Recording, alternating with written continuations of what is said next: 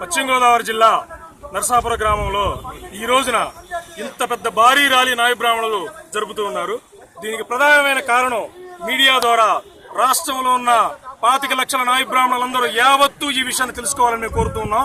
Media ద్వారా ఇక్కడ ఏం జరిగింది అంటే దయచేసి ఒకసారి వినండి. నాయ బ్రాహ్మణులు మిత్రులారా, ఒక అగ్రవర్ణపు పిల్లని మన జాతి కులపు కుర్రవాడు ఇష్టపడి పెళ్లి చేసుకున్నారు. 2 మేజర్లు.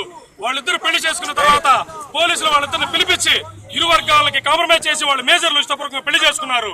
వారిని మీరు ఎటువంటి ఇబ్బంది పెట్టొద్దని చెప్పి కౌన్సిలింగ్ ఇచ్చి పంపించిన తర్వాత ఇరు ఫ్యామిలీలకి అంగీకారం అయిన తర్వాత జాతి అహంకారంతో కుల అహంకారంతో విర్రవీగుతున్న ఆ జాతి మనుషులందరూ మంగళ నా కొడుకల్లారా మీరంతా మీ బతికెంత అని చెప్పేసి ఆ ఇంటి మీద దాడి చేసి ఇంటి మొత్తాన్ని చిన్నావందరు చేసేసి వాళ్ళు పనిచేసుకుంటున్న ఆ బడ్డీ కొట్టు షాపుని పక్కన కాలువల్లోకి తోసేసి పెట్రోల్ బస్సు తగలబెట్టి ప్రాణభీతితో వాళ్ళు రోడ్లపై పరిగెత్తే పరిస్థితిని సృష్టించారు. ఇక్కడ మనం ఆధునిక సమాజంలో ఉన్నామా, ఆధునిక సమాజంలో ఉన్నామా అని ఈ సందర్భంగా నేను మీడియా ద్వారా ప్రభుత్వాన్ని ప్రశ్నిస్తూ ఉన్నాను.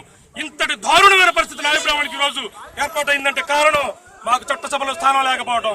ఇన్ని సంవత్సరాల రాజకీయం మనకి స్వతంత్రం వచ్చిన తర్వాత ఇప్పటి వరకు దేశంలో 4 రాష్ట్రాలకు ముఖ్యమంత్రులుగా పనిచేసిన మా జాతికి ఈ జాతిలో ఈ రాష్ట్రంలో ఒక ఎమ్మెల్యే సీటు కానీ ఒక ఎమ్మెల్సీ సీటు కానీ ఎందుకు ఇవ్వలేకపోతున్నారని ఈ సందర్భంగా నేను మిమ్మల్ని ప్రశ్నిస్తా ఉన్నాను. రాజకీయ పార్టీల్ని మాకు గాని మీరు 2019 ఎలక్షన్ లో రాజకీయ సీట్లు కల్పించకపోతే మా జాతుల మీద ఇలాగే దాడులు జరుగుతాయి.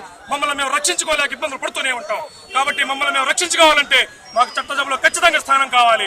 రేపు 2019 ఎలక్షన్ లో మాకు గాని సీట్లు ఇవ్వకపోతే బీసీలందరినీ కలుపుకొని 6 కోట్ల జనాభాలో 3.5 కోట్ల జనాభాకు ఉన్న బీసీల సత్తా చాటుతామని ఈ సందర్భంగా తెలియజేస్తా ఉన్నాం. జై నాయ బ్రాహ్మణ.